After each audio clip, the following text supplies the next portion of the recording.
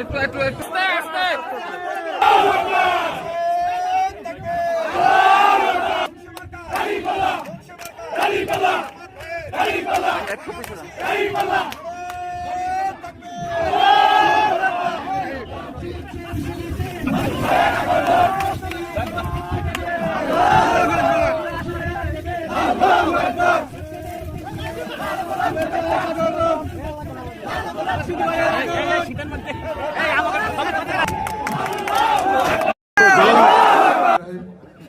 আমি মোহাম্মদ জালাল হাওলাদার, আমার পিতার নাম মোহাম্মদ আলী আহমদ হাওলাদার।